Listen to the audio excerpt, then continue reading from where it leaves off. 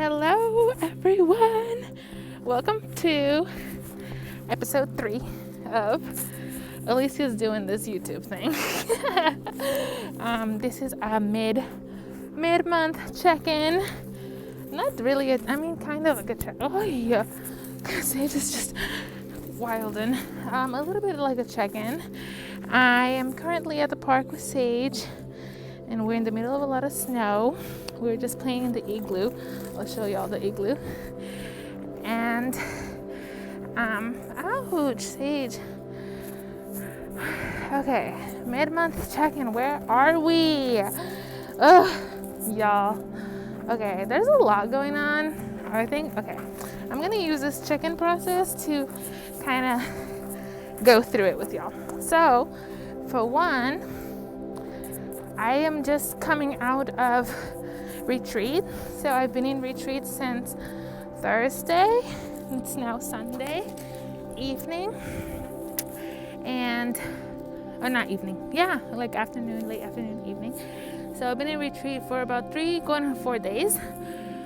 So what retreat means in pandemic times is that I basically had a non-residential in-home, specifically in my room, virtual retreat, and I spent a lot of time by myself, a lot of time in silence, and then the rest of the times in guided meditation or in Dharma talk, or in groups with people who are also in the retreat. And honestly, from the last couple of days, it doesn't feel too different from what I've kind of been doing throughout the winter, because I generally spend most of my time in my room by myself on the weekends. But because it was not just the weekend, it was also Thursday and Friday, and I wasn't actually planning to participate Thursday and Friday, or maybe until Friday evening, because I got off of work, and so I wasn't going to be able to attend. But then there was a series of other events that happened that basically led me to make the decision to stay home on Thursday and Friday, and then it just coincided with the retreat also happening, so I was able to be there for the majority of it, actually.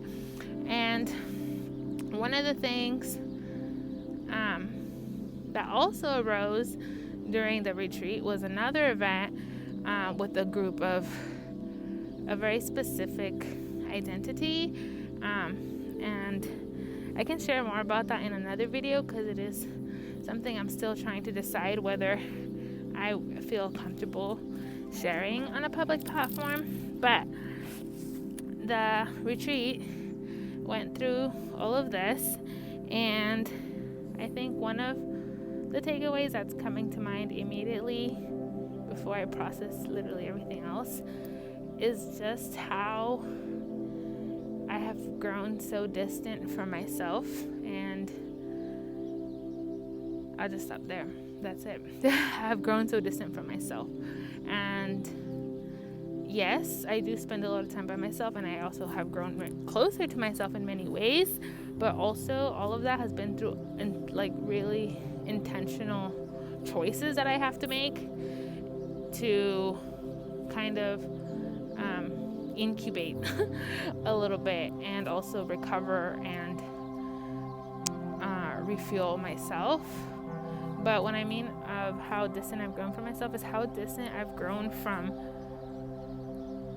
how much time I spend in performance, and how much time I spend and energy that I spend in the presence and in the environments that do not support me, environments that cannot see me for my wholeness, and spaces in which, rather than being uplifted, cared for, and nurtured, I am harmed repeatedly. And so I think the realization is that I have been navigating very toxic spaces and allowing these spaces to use up a lot of my time and energy for the past 6 to 8 months. And with that, I have grown far from myself, because when I come home from those things, it really, I asked myself, where have I been? Like, how much of me is literally like leaves, like is removed from myself to just walk, to just go, to just move in accordance with what I'm supposed to be doing in the spaces, and not necessarily like just literally just surviving, and just so disassociated in many instances.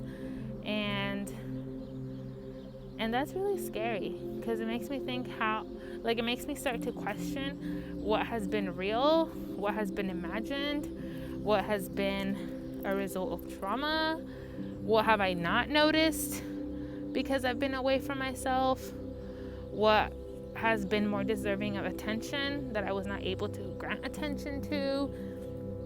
And just so many questions come up because I ask myself, where have I been? Like, actually, for the 6-8 months, where have I been 40 hours a week?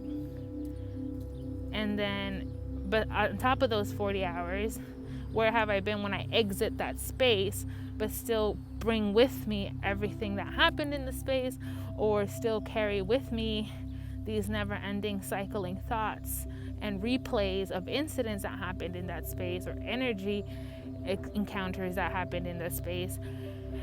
And that's just a lot. That's a lot of time. That's a lot of energy spent on connecting to something that is not even for me. And the other thing I want to point to is how it, as much as I'm saying now, like, this is not even for me, it's because I'm coming into that realization. And it's not like it's the first time I'm realizing it, but it's also like I also feel myself approaching the ending point of that story. And with that, it makes me grieve and just feel for the version of myself who first found out about this opportunity, who first, had so much hope and bright eyes to arrive to this place and to arrive to this role, and just felt so in line and so in like stepping into my purpose, and like, this is what I'm supposed to do.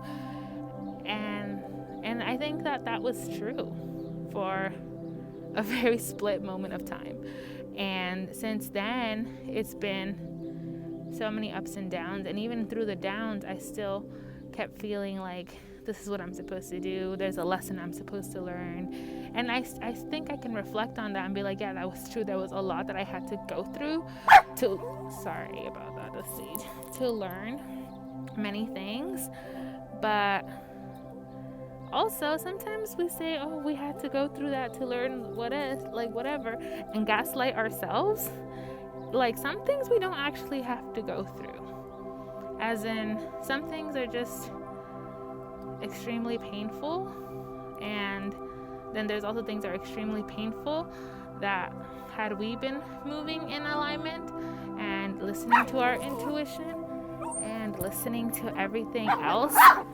Okay, we're not doing this. Okay, buddies, we're gonna have to resume this conversation later because Sage doesn't know how to act.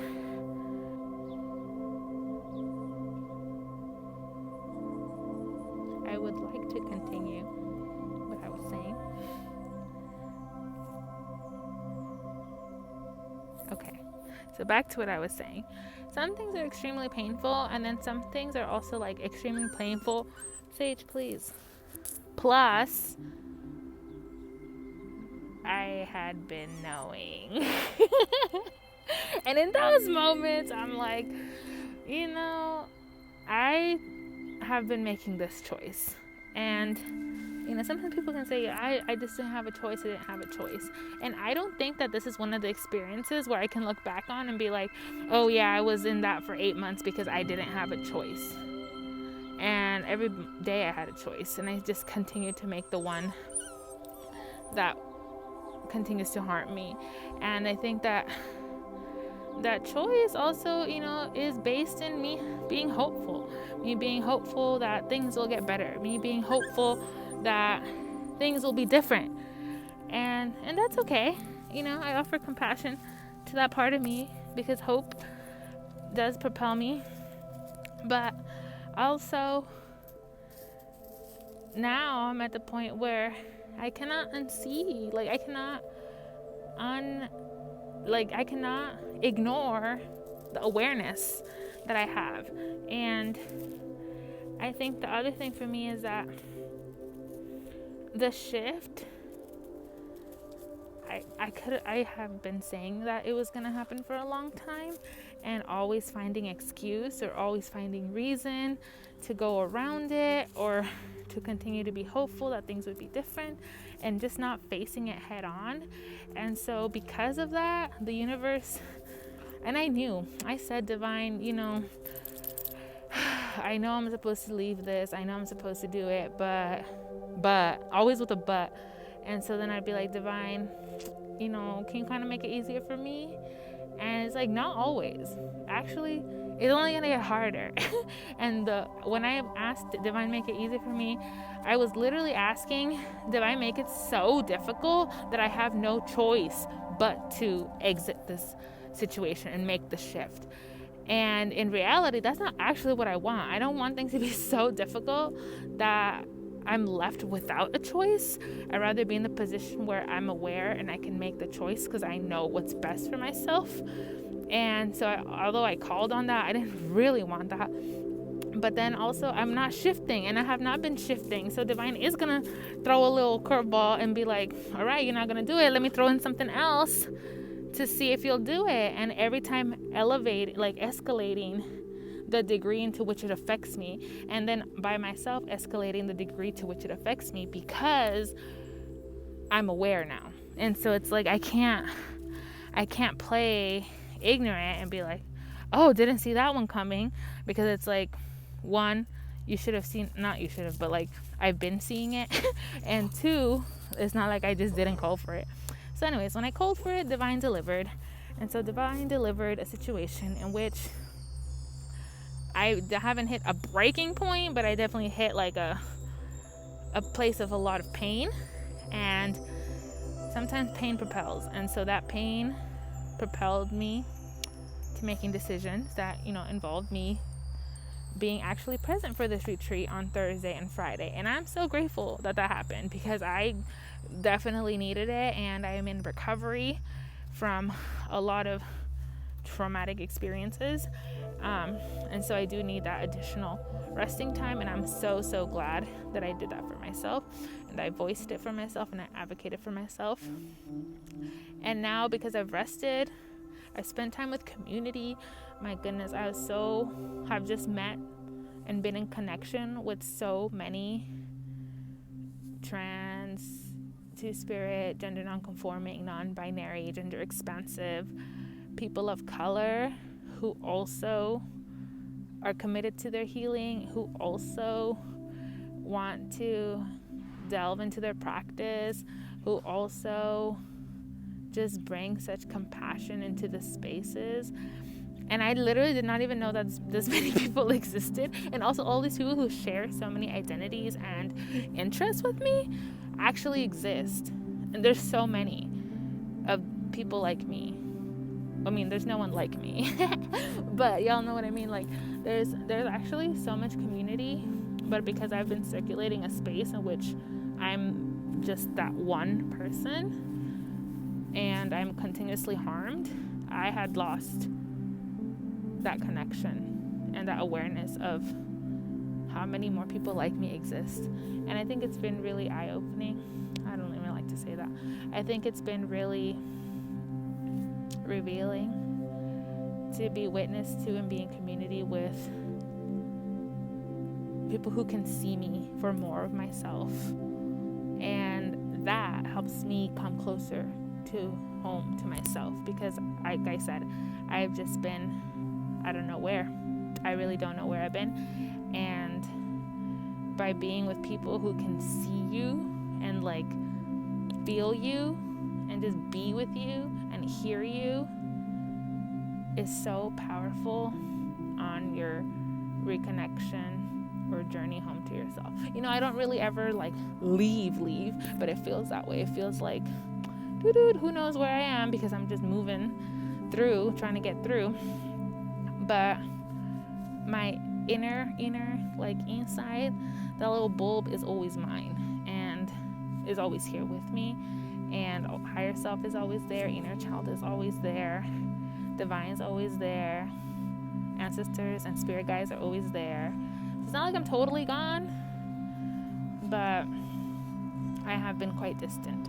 So, in my mid-month check-in / current reflections and, just thing that I will take with me is I'm just grateful to have come into this awareness. I'm grateful to have had this time to rest, recover, meditate, breathe, cry, journal, just do so many things that allow me to see clarity in the next coming weeks and allow me to see clarity in the present moment and move, through discerning energy and move kind of strategically to get myself back in alignment, or get myself, not that I'm totally far from it, but get myself in alignment and in presence and with self.